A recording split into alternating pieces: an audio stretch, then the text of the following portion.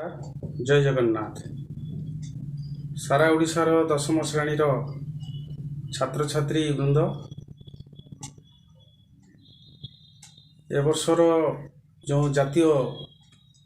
विपत्ति आरंभ होईछि सेथिपाई सारा भारतर स्कूल मध्य बंद अछि। तो यही सब अवसर रे मु ए वर्ष भाविली जे यूट्यूब माध्यम रे ओडिशार ग्रामांचल छात्र छात्री सहित सहरांचल सबु छात्र छात्री ओडिया साहित्य एवं संस्कृत साहित्य इंग्रेजी साहित्य यही तीनोटी साहित्यर जो सिलेबस रही दशम श्रेणी किछि मात्रा रे मु कंप्लीट करने चेष्टा करुछि। मोर दशम श्रेणीर समस्त छात्र छात्री मान अनुरोध करुछि मोर यूट्यूब रो यही प्रोग्राम टी जेतबेले देखिबे ता पूर्वरु मु जते ओडिया साहित्य क्लास नौथिबी सेतबेले जो ओडियार जो साहित्य सिंधु रही बहीटी सामने खोलिक रखा पाई अनुरोध करुछि। तो ओडिया साहित्यर दुईटी बही अच्छी, गोटे साहित्य गोटे व्याकरण, संस्कृत रे दुईटी रही गोटे साहित्य एवं व्याकरण, इंग्राजी रे दुईटी रही गोटे साहित्य एवं व्याकरण। तो जितेबाला मुझे जो क्लास टी नेबी से बहीटा सामने समस्ते खोलिक रहिबे एवं मु आशा करुछि मु बहीर बा जो लेसन रो प्रत्येक लाइन बाय लाइन एवं वर्ड बाय वर्ड निश्चित भाव में जीवी एवं बुझी बुझी कर जीवी एवं मोर क्लास टी अटेंड कला परे मते लागुची तुम मानकू ट्यूशन आवश्यकता पड़ो ना कि कोचिंग आवश्यकता पड़ो ना। तो आज मो साहित्यर जो गद्य विभाग रही से जो प्रथम विषयटी रही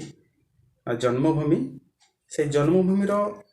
मु तार पृष्ठभूमि उन्मोचन करने जाऊँगी। ये जन्मभूमिर विषयटी को पढ़ापी इच्छा कला बेले मो मनरे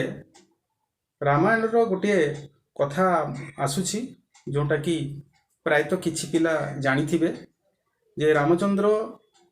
लंका विजय लाभ कला परे रावण निधन परे एवं से समस्तंकर सबु किछि संस्कार सरला परे अंत्येष्टि संस्कार सरला परे से अयोध्या को फेरिया पाई प्रस्तुत होउचंती। कारण निश्चित भाव में जो दिन अयोध्या फेरिया कथा से दिन फेरिया पाई पड़िबो नहले भरत से निश्चित भाव में निजको आत्माहुति देव। सानुज लक्ष्मण तांको मनरे स्वर्णमयी लंका को किछि समय बा किछि दिन रही स्वर्णमयी लंका को खूब भल भाव में उपभोग करने मनरे इच्छा आसी एवं बड़ भाई को से अवगत कला परे रामचंद्र लक्ष्मण को गोटे कथा कहते जे हे मोर प्रिय लक्ष्मण ये स्वर्णमयी लंका जेते सौंदर्य लाभ कले मते रुचुनी। कारण मोर अयोध्या जेटा कि मोर जन्ममाटी जन्मभूमि एवं मोर माँ सेमानकर आकर्षण स्नेह ममता सेमानकर आकर्षण मते हाथ ठारे डाकिलानी तेणु आम रही पारिबानी एठी। एवं महर्षि वाल्मीकि यही स्थान रे से श्लोकटी अवतारणा करिसेंति जे अपि स्वर्णमयी लंका न रोचते मे लक्ष्मण। हे लक्ष्मण ये स्वर्णमयी लंका आम सामने रही मत कहीं रुचुनी कहीं जननी जन्मभूमिश्च स्वर्गात अपि गरीयसी। जननी एवं जन्मभूमि स्वर्ग ठार महीयसी अटे तेणु लक्ष्मण आमको फेरिया पड़ो। तो यही कथाटी अवतारण कलापर आम मान समस्त मनरे गोटे आसी जन्मभूमि कौन, जन्मभूमिर आदर्श कौन, तार गुरुत्व कौन, तार महत्व कौन, ये सबको संपूर्ण भाव में आम मान सामने उपस्थापित कर प्राबंधिक कृष्णचंद्र पाणिग्राही जहाँकर जन्म मयूरभंज जिलार खिचिंग ठारे। खिचिंग रे माँ किचकेश्वरी मंदिर प्रसिद्धि लाभ करिसेंती। खिचिंग बोले आमे बारिपदारू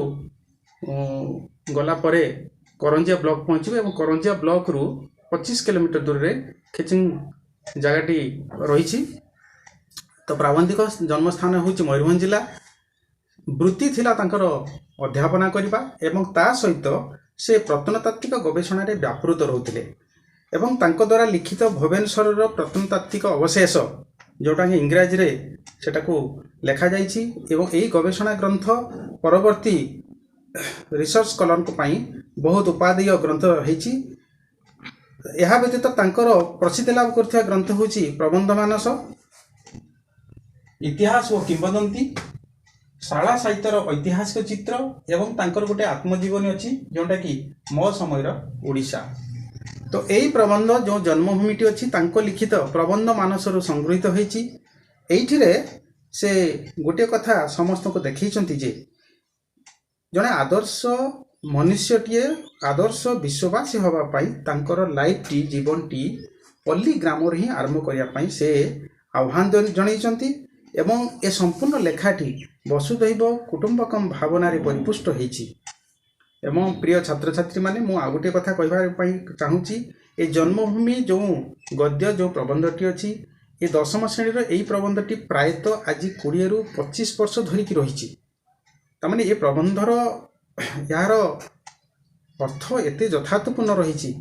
एत उपादेय रही जे ओडिया सिलेबस कमिटी ये विषयटी को आज पर्यंत काटी नाहंती। तेणु आशा करुच्ची प्रिय छात्र छात्री माने आमे ए वर्तमान पढ़ा आरंभ करिबा। वर्तमान बही समस्ते निज सामने खोलिक रखिया पाई अनुरोध करुच्ची। काहाकु मोर जन्मभूमि बोली कहिबी ये विशाल पृथ्वी विशाल एशिया महादेश विशाल भारतवर्ष ओडिशा देश बा मोर जन्मस्थान पल्लीग्राम। प्राबंधिक एठारे प्रश्न करिसंती से निजको निज प्रश्न करुछन जे जन्मभूमि बोली मु काहा कहिबी जे विशाल पृथ्वी को कहिबी ना विशाल एशिया महादेश को कहिबी ना विशाल भारतवर्ष को कहिबी ना ओडिशा देश को कहिबी ना मु जोठी जन्म नेइछि मोर पल्ली गाँ को कहिबी। एमानक मध्यरु केही काहीठारु विच्छिन्न नुहंती। तेणु हेई नथिबारु व्यापक अर्थरे समस्त मोर जन्मभूमि हेले हैं मातृगर्भरु पड़ी जेउठारे प्रथमे भूमि स्पर्श करिथिली जेउठारे रूप रस गंध स्पर्शर प्रथम परिचय पाइथिली। विषम विपाक बेले जे अंचल फल पुष्प शाक तंडुल झाड़ी दे शिशु प्राण को परिपुष्ट कला सेई मोर पल्ली सेई मोर जन्मभूमि सेई मोर माता सेई मोर धात्री सेई मोर शिक्षयित्री। तो प्राबंधिक एठार गोटे विषय से कहया पाई चाहउछन्ती जे व्यापक अर्थरे जे समस्त मोर जन्मभूमि हेले मध्य जन्मभूमि कोटा ना मातृगर्भरु प्रथमे जो भूमि रे पड़िथिली जो पल्ली ग्राम रे जन्म पड़िथिली एवं पढ़ला परे जोठी रूप रस गंध स्पर्श ये चारोटी विषय मु स्पर्श पाइथिली। विषम विपाक बेले जे अंचल फलपुष्प शाकतंडल ढाल दी शिशु प्राण को परिपुष्ट करिथिला। विषम विपाक बेले केतेबेले मरुड़ी होता है दुर्भिक्ष होता है खाद्य अभाव होता है सेतिकी बेले किंतु जो गाँटा मते फल देता है फूल देता है शाग देता है तंडुल खुद देता है एवं से गुड़ाक खाई खाई करी मोर देह जिते परिपुष्ट होता से पल्लीभूमि मोर जन्मभूमि एवं से जन्मभूमि मोर माँ मोर धात्री मोर शिक्षयित्री माने मुझे गाँव में जन्म नहीं गाँव में बढ़ी से मुझे किसी शिखी। आयुषर्य जिते बेसी बढ़ी चली सहित मोर संबंध से घनिष्ठ हवा कथा। एठार से कहते आयुसूर्य आयुसूर्य बोले मनीषर जो आयु बयस एवं सूर्य सूर्य जमिति उदयरु अस्त पर्यंत बढ़ी बढ़ी बढ़ी बढ़ी जाई शेष से छिंडी जाती सेमिति मनीष पिला दिनरु जन्म नहीं कि जन्म ठू माने मृत्यु पर्यंत जो बढ़ी बढ़ी बढ़ी बढ़ी जाई थाए। तेणु एठारे आयु सूर्य माने मनीषर जीवन सहित तुलना कराही। तेणु आयु एवं सूर्य जते संबंध घनिष्ठ हवा कथा किंतु ए संबंध दिन को दिन क्षीण हो जेपरी लीन होगा पाई बसी कारण समय स्रोतरे निस्सहाय शुष्क तृण परी मु भासी चली। कारण जे निस्सहाय शुष्क तृण सुखिला तृणटीए जिते आम पानी स्रोत आम पकईदेवु से चुप हो रहेनि कारण स्रोत जो आड़ को जाए से सुखिला तृणटा को सही आड़ को भसे भसे नहीं चल थाए। तेणु प्राबंधिक कहते मोर जीवनटा गोटे समय स्रोत से मु गोटे निस्सहाय शुष्क तृण मु कौन करी पानी स्रोत जो आड़ को जाऊँगी मत से टाणी टाणी नौ मोर जन्मभूमि को फेरिया मोर नैतिक साहस नहीं आज मान प्राबंधिक से चाकरी कला परे से सहर को अच्छा भुवनेश्वर अच्छा से चेष्टा कले से खिची को जावाई नैतिक साहस नहीं कारण से परे लिखिं या भीतर मोर पुनर्जन्म घटी जाइए। पुनर्जन्म बोले जेटा कि माने थरे मरिकी आउ थरे जन्म नवा ताने प्राबंधिक कहते पाठशाठ पढ़ी मुझे बड़ ऑफिसर हेली एत बड़ चाकरिया हो गली भुवनेश्वर रही से घर द्वार कली पिला छुआ से पाठ पढ़ले धीरे धीरे धीरे धीरे मोर पल्ली भूमि को मुझे जाऊनी जावाई नैतिक साहस होनी कारण गाँ को गले मु क्या चिन्ह पारिनी गाँ लोक मत चिन्ह पारे गाँ को गले मु क्या निजर कर गाँ लोक मत निजर कर तेणु मु चुपचाप गाँ को जावा कथा घरे रही 2-3 दिन रही पुणी भुवनेश्वर पलि आसबि तेणु यारी भितर पुनर्जन्म घटी आज मु तार रूप को जाति स्मर करी खाली स्मरण करे एठारे प्राबंधिक कहवाई चाहते मनीष जे जाति स्मर बोली स्मरण केमती करे जाति स्मर बोले पिला माने तुम मानकर एठारे ग्लोसर रे देइछि जे जाति स्मर मु ये बेले बेले मझिरे मझिरे एटा जणी देवा पई चाहे जाति स्मर बोले जे पूर्व जन्मर घटनावली को स्मरण करि पारंती ग्लोसर सूचना रे लिखा जाइछि बेले बेले कठिन शब्द आसिले विषय सरला माने विषय जेटी सरीथिबो तापर सूचना बोली लिखा ही थाए सेठी कठिन शब्द गुड़ाक मझिरे मझिरे देखुथिबो तो जाति स्मर बोले जी पूर्व जन्मर घटनावली को स्मरण करि पारंती तो एठारे कोन लिखा हिछि ना मु से जन्मभूमि रे जो रूप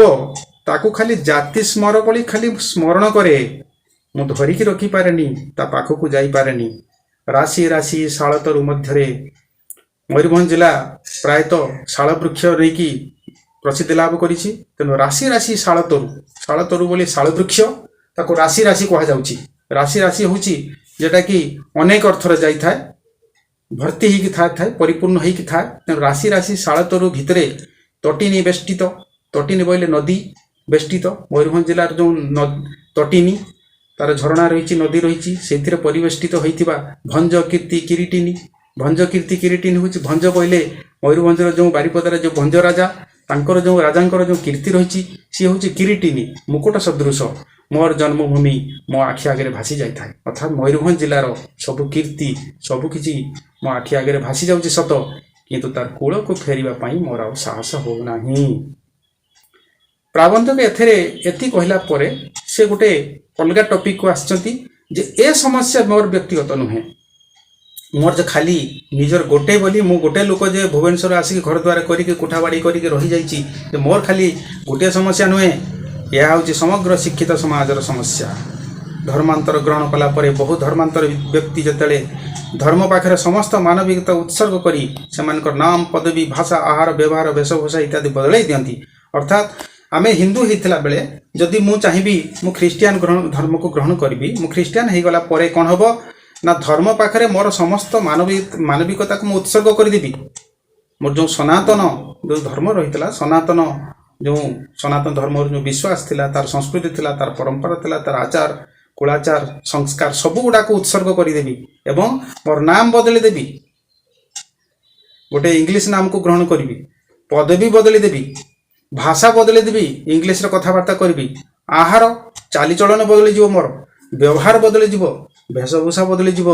कारण मु हिंदू नुहे मु ख्रिस्टियन हो गली मु चर्च को जीवी चर्च रे जो ख्रिस्टियन संप्रदायर शह शह हजार हजार लोकों को समावेश रे मुझे चली बसबी खाइबी कथबार्ता करी ड्रेस ठू आरंभ करी सबू किछि मोर बदली जीव ठीक से भाव में वेशभूषा इत्यादि बदलाई दियंती एवं शेष बेले को जातीयता भूली जेपरी निज जन्मभूमि को सुधा अस्वीकार करती जातीयता बोले नेशनालिटी आमे जते पर्यंत भारतीय होइकी अच्छु आमर गोटे गर्व रही गोटे स्वाभिमान रही आ जतले मैं ख्रिस्टियन धर्म ग्रहण करदेवी कि मु मुसलमान हो जीवी से मु जातीयता को मध्य भूली जीवी मु भारतीय बोली गर्व करि नाही आ शेष कौन हम जन्मभूमि को अस्वीकार करी ठीक सेहीपरि भाव में संख्यातीत शिक्षित व्यक्ति प्रचलित शिक्षा पाखरे सेमानकर समस्त मानविकता उत्सर्ग कर शेष बेले को निजर जन्मभूमि को सुधा पाशुरी पकई था आज कौन जमी समस्या है जे शिक्षा पाखरे मध्य समस्त मानविकता उत्सर्ग कर दउछ आमर जो गाँव रे जन्म नवा गाँ स्कूल रे पाठ पढ़ा ये सबू जो गोटे मनरे जो मानसिकता थिला सेटा मध्य धीरे धीरे धीरे धीरे सबू लिभि जाउची आमे ओडिया भाषा ओडिया स्कूल रे सरकारी स्कूल रे ओडिया भाषा ओडिया मीडियम रे पढ़िबा अपेक्षा आमे प्रायतः समस्त इच्छा करूछु आमे सीबीएसई रे पढ़िबो इंग्लिश मीडियम रे पढ़िबो तेबे जाय कि निजको जणे उत्तम मनीष बोली ग्रहण गढ़ी तोली पारिबो एवं भल रोजगार टे करि पारिबो शिक्षा समापन संगे संगे सेमानकर एक प्रकार पुनर्जन्म घटी थाए तो जो मनीष माने इंग्लिश मीडियम रे स्कूल रे पाठ पढ़ी था कॉलेज रे पढ़ी था यूनिवर्सिटी से माने बाहर फॉरेन रे पाठ पढ़ला परे सेमाने कोन सेमानकर कोन हेई थाए ना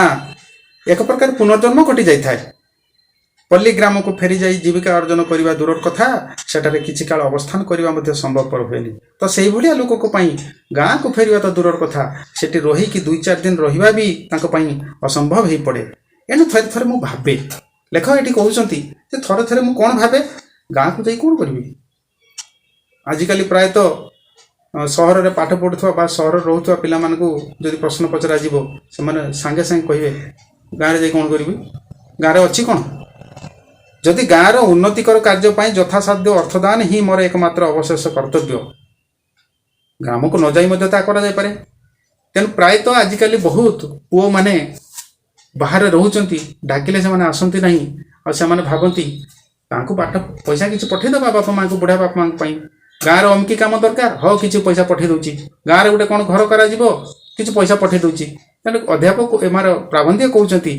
जे जदि अर्थदान ही एकमात्र अवशेष कर्तव्य गाँ को न जाए माने सहर रही पैसा पठेदेले हो जाऊँगी जन्मभूमि सहित मोर आउ की प्रकार संबंध अच्छी जे प्राबंध्य कहते जन्मभूमि सहित मोर आउ की प्रकार संबंध अच्छी जे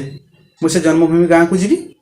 गाँ को न जाइए रही गाँव कथा बुझीपारि वाद विसंवाद सत्वे पल्ली ग्रामर नरनारी मध्य जाति धर्म निर्विशेष गोटे परिवार तोर परंपरा गढ़ी उठी गाँव में अनेक वाद विसंवाद रही झगड़ा झाटी रही मान मनांतर रही यह सत्वे भी गाँव में कौन अच्छी ना नर नारी मध्य माने पुरुष एवं नारी मान मध्य जाति धर्म निर्विशेष गोटे गाँव में बहुत जातिर लोक था बहुत धर्म को अवलंबन कर लोक था समस्ते किंतु गोटे परिवार तोर परंपरा एक प्रकार गढ़ी उठी था कई भाई कई भौणी कई कका कई खुड़ी इत्यादि भाव में समस्त ग्रामवासी परस्पर मध्य परिचित होता गाँव में कई क्या भाई डाकती किए क्या भौणी किए कका किए खुड़ी किए मौसा मौसी पीसा पीउसी ये जो भावना रही ये जो संपर्क रही यही संपर्क को लेकिन परस्पर मध्य गोटे सद्भावना सृष्टि होता है मो जन्मभूमि सहित ए मधुर संबंध आउ ना लेखक कहते ये जे मोर गाँव में जो मधुर संपर्क थिला पिलादिने ये मधुर संबंध मोर आउ ना ग्रामटी जाकर भाई भौणी काका कुड़ी मामू माई मौसा मौसी इत्यादि सब पर हो गलानी गाँव में जिते मोर संपर्क थे धीरे धीरे सब पर हो गलानी चेष्टा कले ये मधुर संबंध आ फेरी पाइबा संभव नुहे मु चेष्टा कले भी ये जो गोटे मीठा संपर्क थाए समस्त भितर मुझे गाँव को जापारुनी कि ये संपर्क आ फेरी पाऊना गाँ मुंडे सार मौसी तार छोट पिंडाटी बहु वर्ष धरी प्रस्तर मूर्ति भली बसी रही आज बसी गाँ मुंडे माने गाँ मुंडसारे पूरा शेष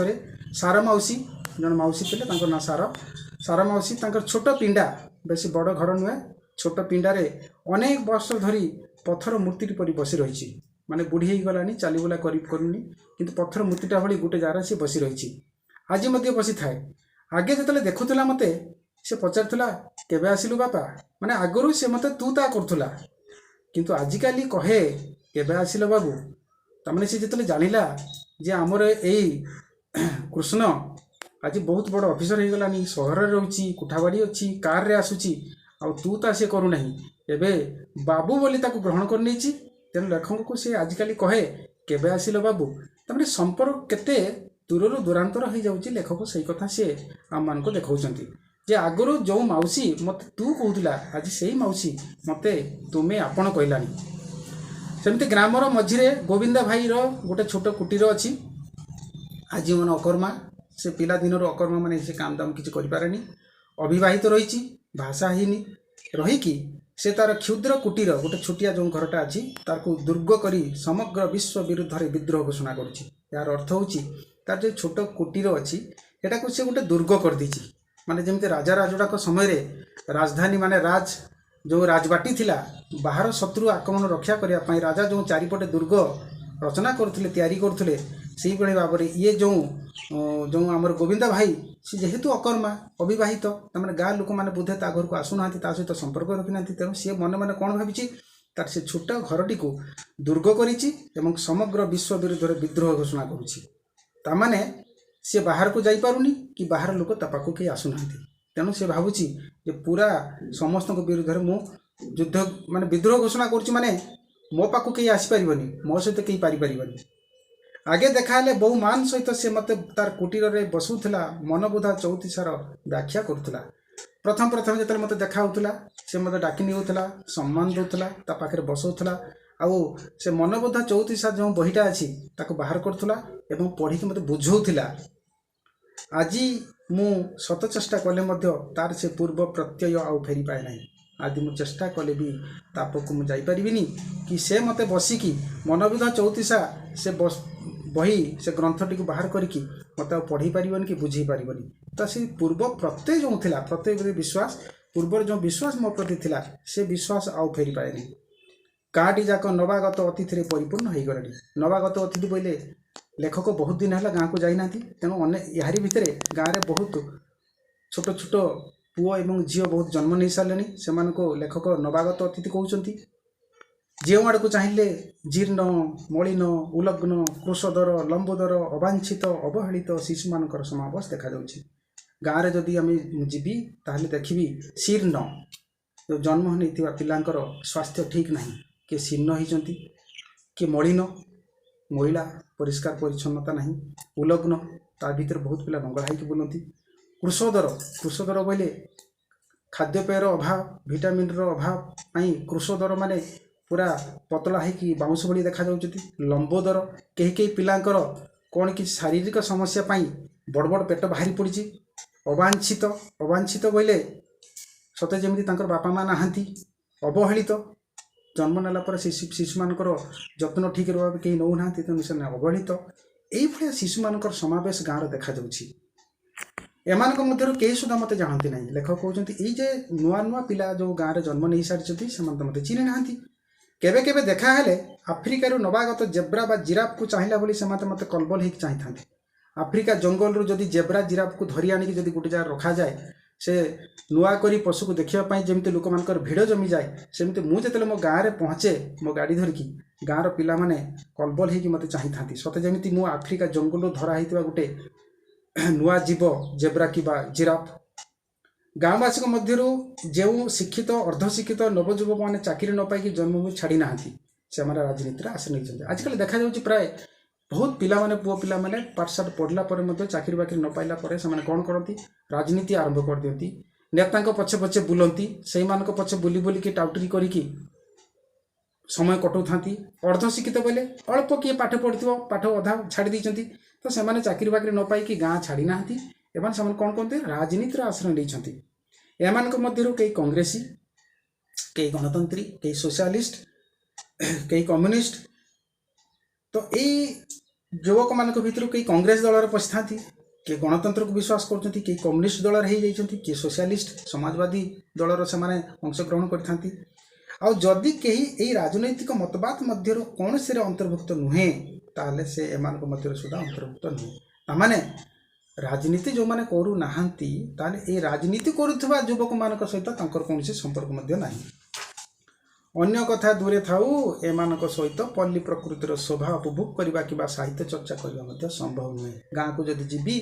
यही मानक शिक्षित पिला नहीं जदि मुझे गाँव टे सौंदर्य उपभोग करी गाँव टे बुलि जदि क्या डाकबी से मो सहित आसते ना कि संध्या बेले बसिक शिक्षित युवक मान नहीं किसी साहित्य चर्चा करी से भाग नियंती ना तेणु संभव होनी राजनैतिक मतवाद अनुसार एमानकर मानसिक परिवर्तन घटी से विभिन्न राजनीतिक दलर अंशग्रहण कलापर जे जार राजनीतिक दलर मतवाद को ग्रहण कलापर से तार जो प्रत्येक राजनीतिर प्रत्येक दलर किसी गोटे निर्दिष्ट रही नियम रही अनुशासन रही ये विभिन्न राजनीतिक दल गोटे गाँव में पशिला ये युवक मान भितर एक प्रकार मानसिक परिवर्तन घटी जाइए एमाने पुष्पित पलाश बनरे देखती विद्रोहर बन्ही पलाश बनरे जदि फूल फुटिला ताले बनटा संपूर्ण लाल टकटक हो जाए किंतु एमान को देखा जाए जे पलाश बनरे फूल फुटिनी विद्रोहर बन्ही माने निया जलुची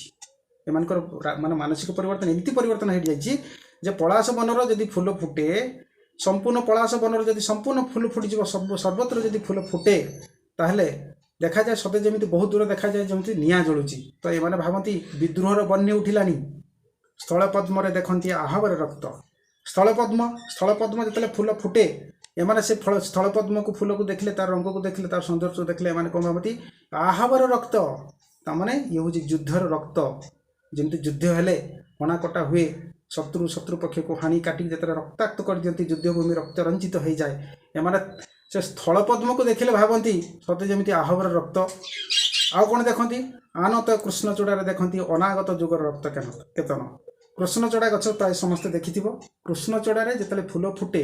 से गछर पत्र रुहेनी संपूर्ण गछटी लाल टकटक हो जाए दूर चाहिए किमती देखा जाए सेठी दूर देखा जाए निया जलुची एमाने कौन भावती କୃଷ୍ଣଚୂଡ଼ାରେ ଯେତେବେଳେ ସମ୍ପୂର୍ଣ୍ଣ ଫୁଲ ଫୁଟିଯାଏ ତାର ଡାଳ ଗୁଡ଼ାକ ନଇଁ ଯାଏ, ମାନେ ନତ ହେଇଯାଏ, ତଳକୁ ନତ ହେଇଯାଏ, ନଇଁ ପଡ଼େ ଡାଳ ଗୁଡ଼ାକ। ସେଟା ଦେଖିଲା ପରେ ଏମାନେ ଭାବନ୍ତି ଯେମିତି ଅନାଗତ ଯୁଗର ରକ୍ତକେତନ ବୋଇଲେ ରକ୍ତର ପତାକା। ଅନାଗତ ଯୁଗ ମାନେ ଯେଉଁ ଯୁଗ ଆସିନାହିଁ, ଆଗତ ହେଇନି, ସେ ଗୋଟେ ଭାବି ଯୁଗକୁ କଳ୍ପନା କରିକି ଭାବନ୍ତି ଯେମିତି ରକ୍ତର ପତାକା ଯେମିତି ଲଢ଼ିଲାଣି, ଦୋହଲିଲାଣି। ତ ଏମାନଙ୍କର ମାନସିକ ପରିବର୍ତ୍ତନ ଘଟିଛି। ପ୍ରକୃତିର ସୌନ୍ଦର୍ଯ୍ୟକୁ ଦେଖିବାକୁ ଏମାନେ ଗୋଟେ ରାଜନୈତିକ ଗୋଟେ ରୂପରେଖ ତାକୁ ଦେଇ ଦେଉଛନ୍ତି। ତେଣୁ ଏମାନଙ୍କ ମନ ସହିତ ଗତି କରିବା ସମ୍ଭବ ନୁହେଁ। ଲେଖକ କହୁଛନ୍ତି ଶିକ୍ଷିତ ଅର୍ଦ୍ଧଶିକ୍ଷିତ ଯୁବକମାନେ ଯେଉଁମାନେ ଗାଁରେ ଅଛନ୍ତି, କିଛି କାମଧନ୍ଦା କରୁନାହାନ୍ତି, ଚାକିରି ବାକିରି ନାହିଁ, କାମଧନ୍ଦା ନାହିଁ, ଏମାନେ କ'ଣ କରନ୍ତି? ରାଜନୀତିରେ ଅଂଶଗ୍ରହଣ କରୁଛନ୍ତି, କିମ୍ବା କେହି ରାଜନୀତିରେ ଯଦି ଅଂଶଗ୍ରହଣ କରୁନାହାନ୍ତି ସେମାନେ ସିଧା ବୁଲୁଛନ୍ତି। ତେଣୁ ଏମାନଙ୍କର ମନକୁ ନେଇକି ଲେଖକ କହୁଛନ୍ତି ଏମାନଙ୍କର ମନକୁ ନେଇକି ମୋ ମନ କେବେ ବି ମାନେ ସେଟ୍ ହେଇପାରିବନି। ତେଣୁ ଏମାନଙ୍କ ମନ ସହିତ ଗତି କରିବା ବା ଚାଲିବା ସମ୍ଭବ ହୁଏ ନାହିଁ।